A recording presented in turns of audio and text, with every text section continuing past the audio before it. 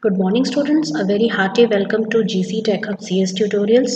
In today's lecture we are going to discuss some string functions, some functions which work exclusively on strings also and on single characters also. So let's move on and check out some of these functions. Here we have those functions as you can see is alnum, is alpha, is digit, is lower, is upper, lower and upper. Now these are functions which are very handy when you are working with strings or single characters. First one is alnum. So what does this function do? So you might have noticed that some of the functions they have this word is. So when is word is there, it should be clear that the result would be either true or false. That is, it would return either true or false. That is, it is for checking something, whether a string is in a particular format or not. So all those functions which have is, it should be clearly evident that they are going to return either true or false. So we have is alnum over here. We'll see what it is used for. This function checks whether a string contains number one, either at least one character. Sorry.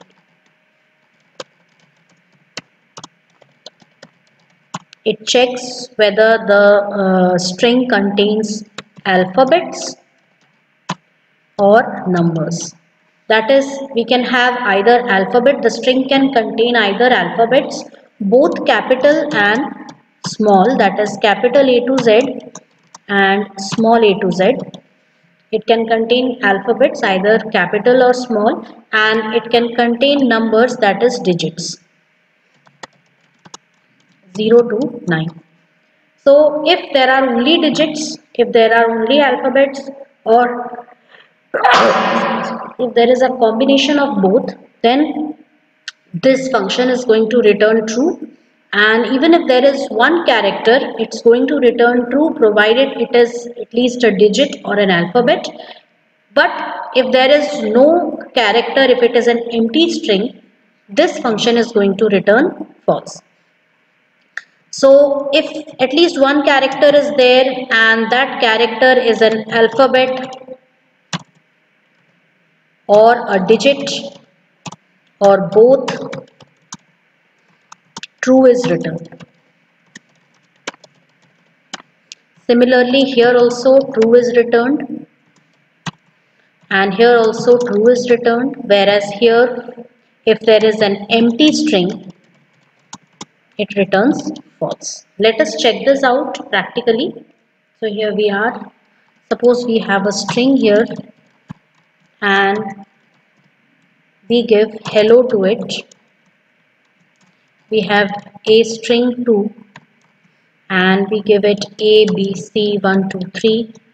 We have a string 3 and we provided the value 1, 2, 3, 4, 5, and we have a fourth string which is an empty string. Let's check for each of those strings what is alnum function returns. So a string dot is alnum. You can see that it returns true because alphabets are there. For the second one, a string 2, which is abc 1, 2, 3, it returns, one second, it returns true because a string 2 also contains alphanumeric characters, that is alphabets and digits. And a string 3 dot is alnum. It contains true, that is it contains only digits, but still it is considered as alphanumeric, so it also returns true. And a string 4 will return false because there are no characters, it is an empty string. Let's consider a string 5, which contains something like this, and let's see whether this returns true or false. Answer is false. Why? Because we have two special symbols also included within the string. So hence strictly a string should be alphanumeric, that is, it should contain either alphabets or numbers or both in order to return true. So this is alnum. Next is alpha. So this function returns true if the string contains only alphabets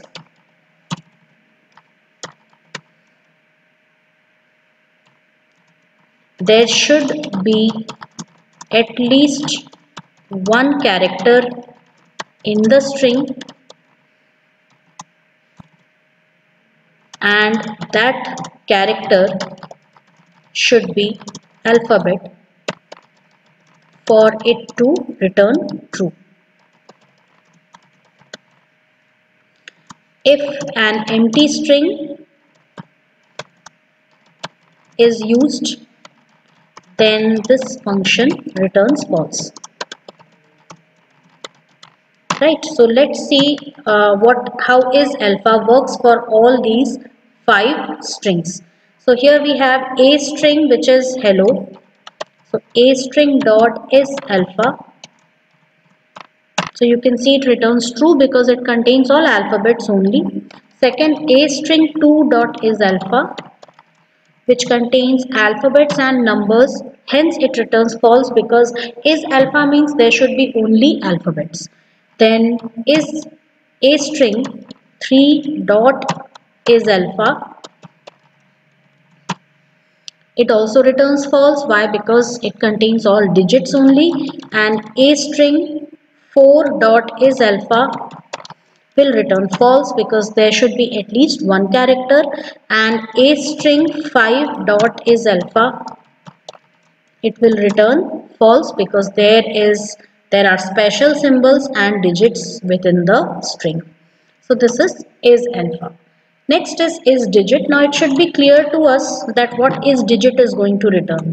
This function returns true if the characters or character in the string are all digits only.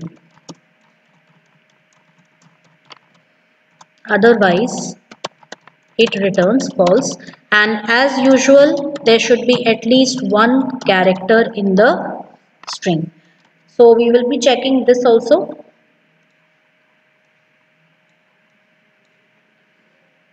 So here we have firstly a string dot is digit. A string was hello, so this returns false. Second was a string 2, which is ABC123. So a string 2 dot is digit will obviously return false because we also contain ABC, which are alphabets. A string 2 dot a string 3 is 1 2 3 4 5. So this should return true because all the characters are digits. A string 4 is an empty string, so this should return false because we need at least one character. And a string 5 will always obviously return false because there are strings also, there are alphabets also, and special symbols also. So we can see the result over here. Next is lower. This function returns true if all the characters are are lowercase letters,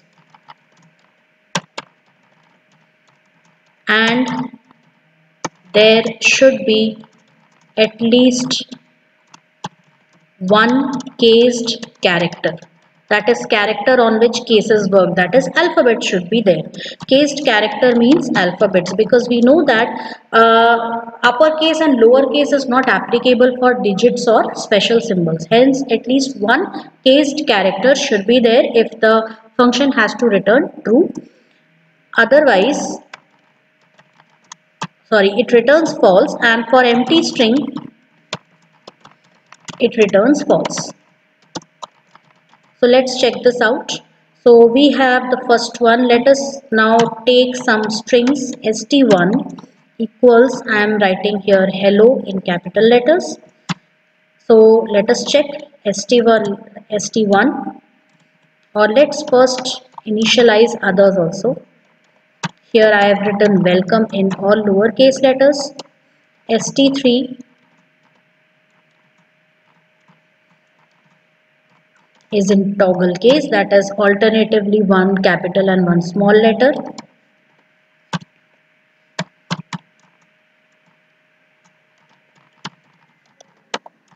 So this contains some numbers, that is digits also. st5 contains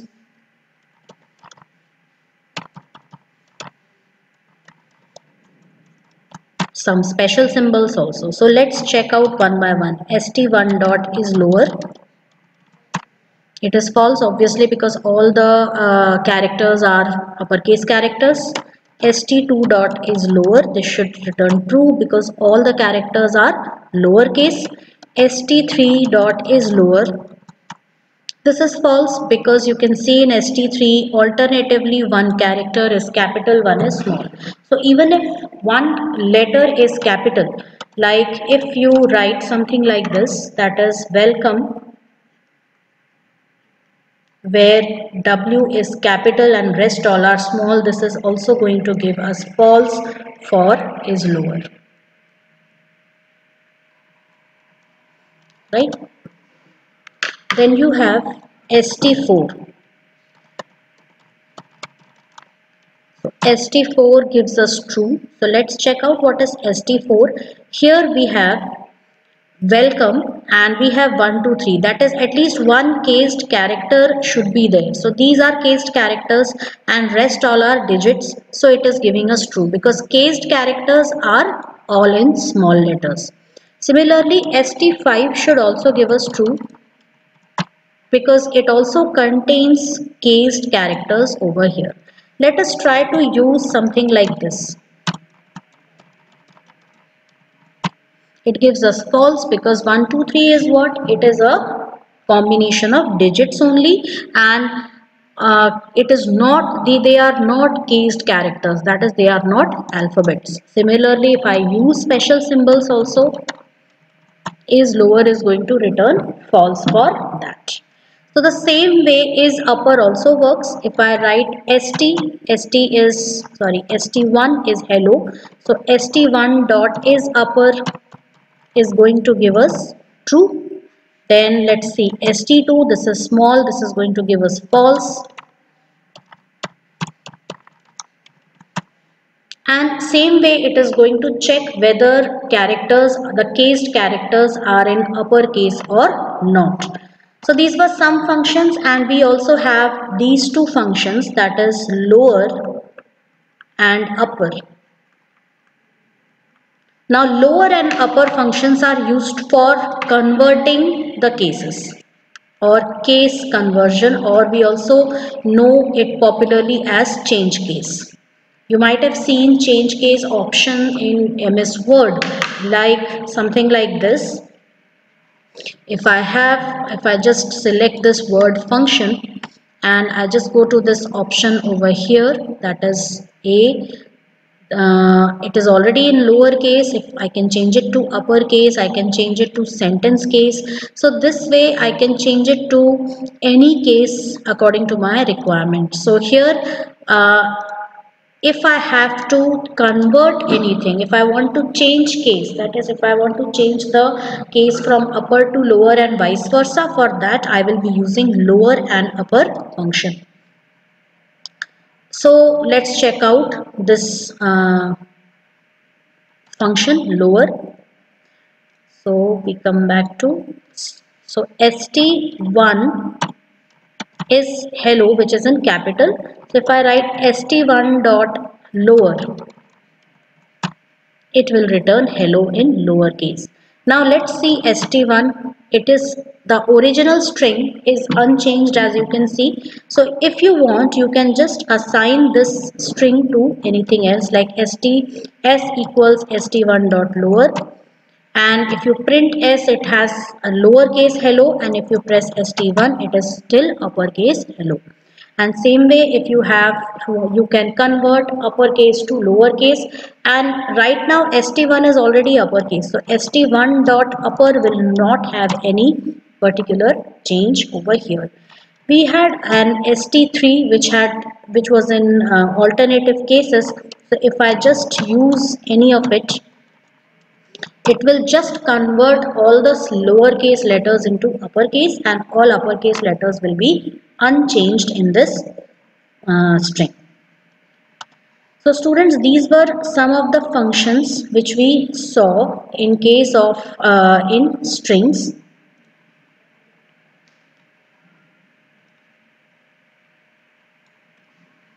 So these were some of the functions which we saw in strings. In the next class, I will be explaining to you about the important three functions, that is stripping functions. Lstrip, rstrip and strip function. So for that also I have prepared a video which will be sent to you after I send this video. So if you are already watching this video, after this you will be getting that video. So in that, these functions are very handy when you are working with your programs or your projects for performing most of the string based operations. So with this, I end today's class. I hope you might have benefited from this video. So if you have benefited, please like it. And if you have any doubts, just leave a comment below and let me know. So thank you all. See you again in the next class.